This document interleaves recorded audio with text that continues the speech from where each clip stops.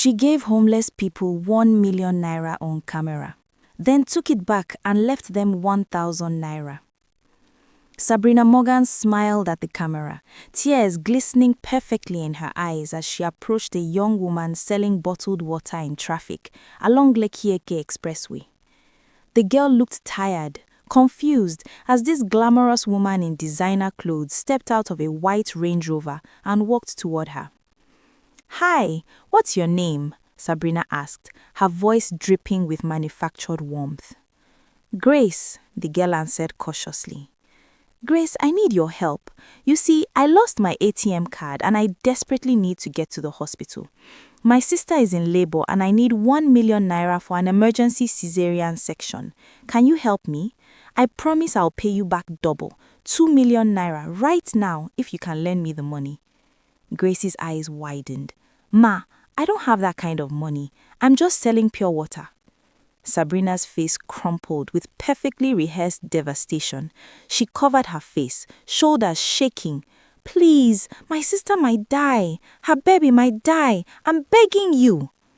Grace looked around helplessly. "Ma, I'm sorry. I don't have it. I only have 3,000 naira from today's sales." Sabrina looked up, wiping her tears.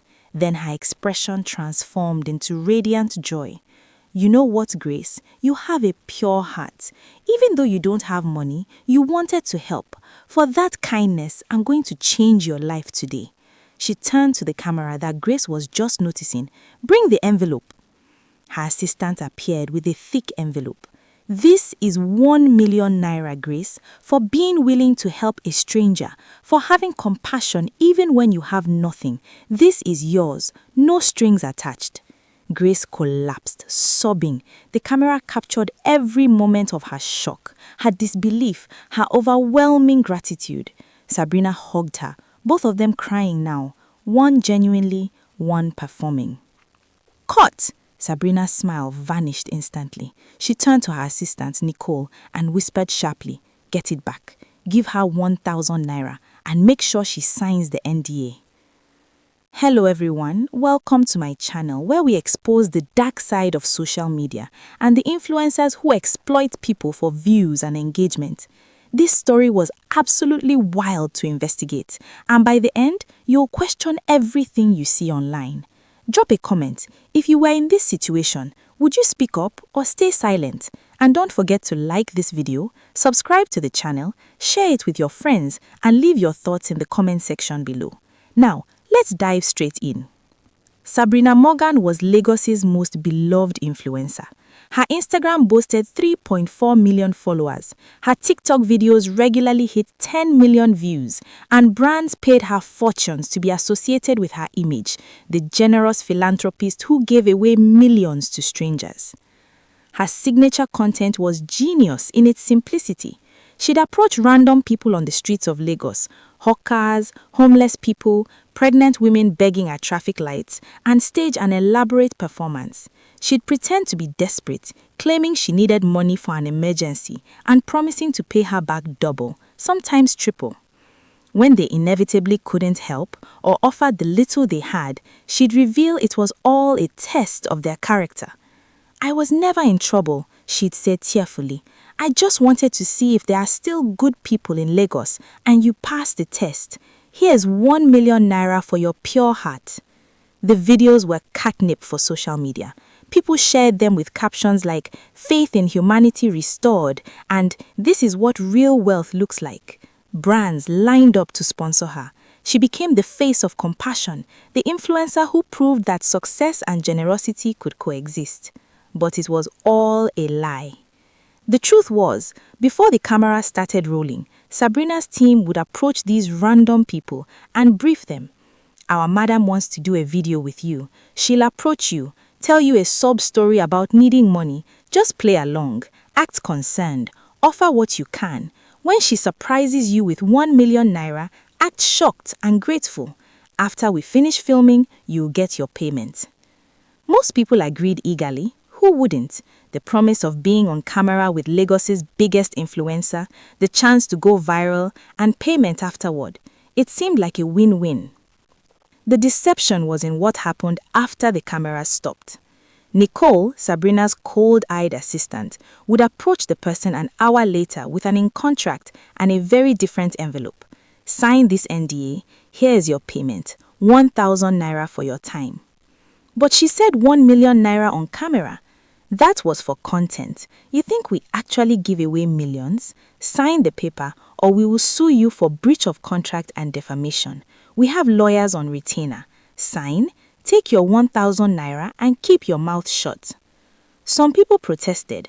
Those people found themselves facing legal threats, online harassment from Sabrina's rabid fan base, or worse, complete silence as their complaints disappeared into the void of social media algorithms that favored the rich and influential.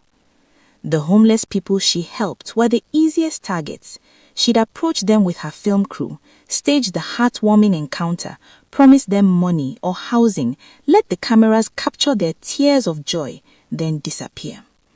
The homeless had no addresses, no social media presence, no platform to expose her.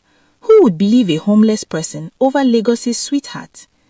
One video that went particularly viral showed Sabrina approaching a pregnant woman begging at Ojuelega. The woman was 9 months pregnant, sitting on cardboard in the sun. "Ma, what's your name?" Sabrina asked gently.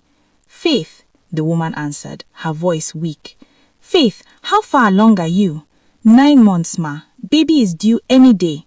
And you're out here in the sun? Where's the baby's father? He left when he found out I was pregnant. I have nowhere to go. Sabrina turned to the camera, tears streaming down her face. This is unacceptable. No woman should give birth on the streets of Lagos. She turned back to Faith. Faith, I've been building a house in Aja. It was supposed to be for my cousin, but she doesn't need it anymore. Faith, that house is yours, fully furnished. I'm giving you the keys today. The camera captured Faith's complete breakdown, sobbing, praising God, unable to believe her fortune. The video got 12 million views. International media picked it up. Sabrina was interviewed on CNN as an example of Africa's new generation of philanthropists. 3 days after the video went viral, Nicole found Faith back at Ojuelega. The house wasn't real, Nicole said, flatly.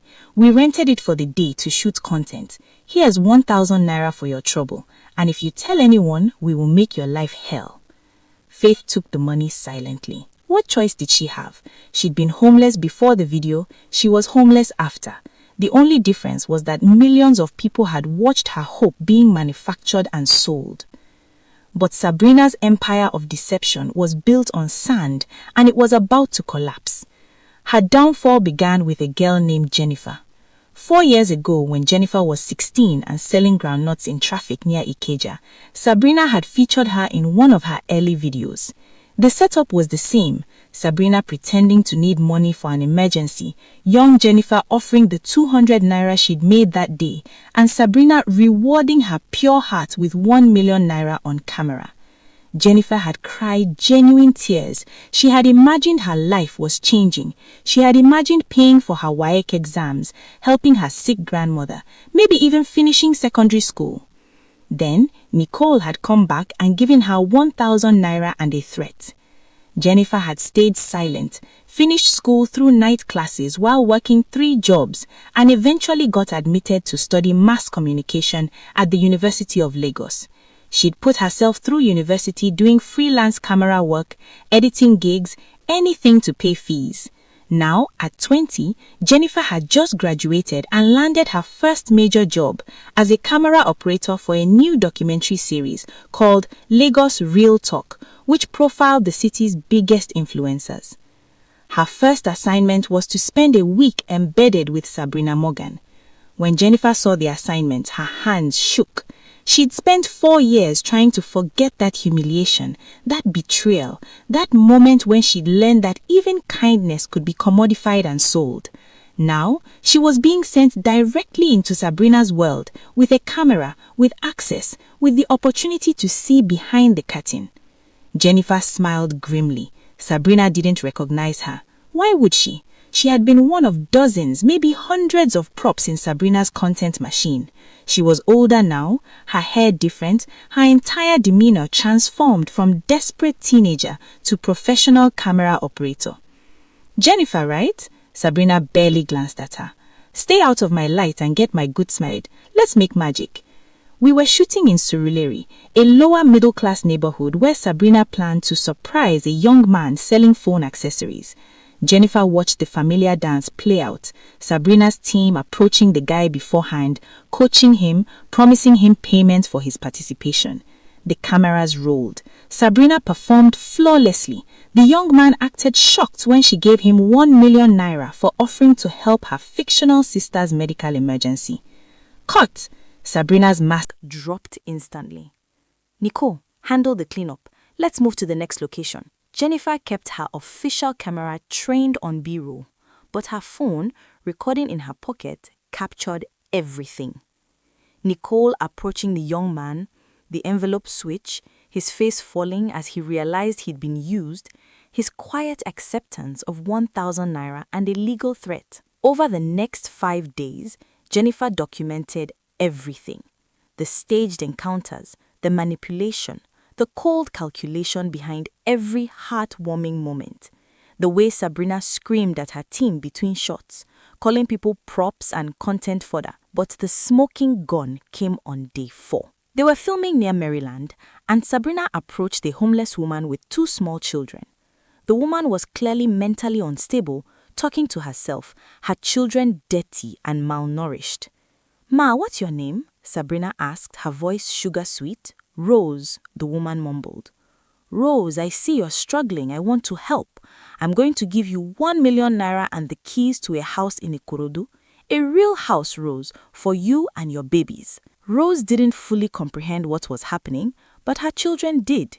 They started crying, hugging Sabrina's legs, thanking her. The cameras captured it all. Poverty porn at its finest. Cut! Sabrina stepped away from the children like they were contaminated. "Someone get these kids off me. Nicole, give her 2,000 this time. She has kids." Jennifer's hands shook as she recorded Nicole approaching Rose an hour later. The confusion on Rose's face, the devastation when she realized there was no house.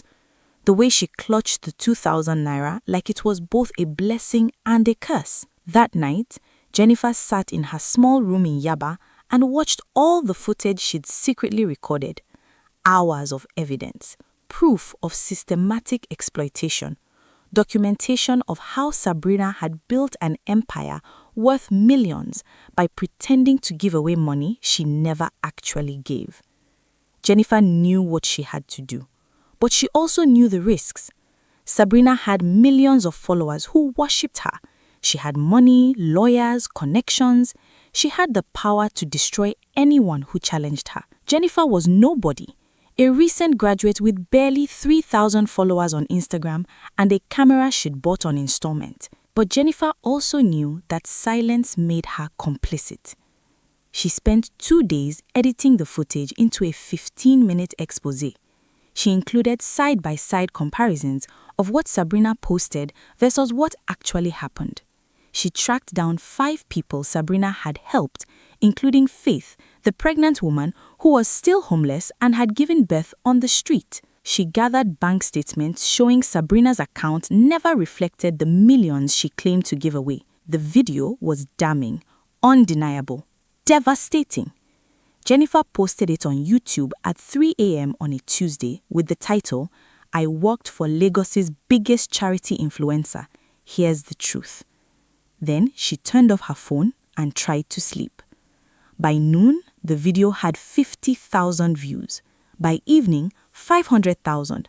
By midnight, 2 million. Lagos Twitter was on fire.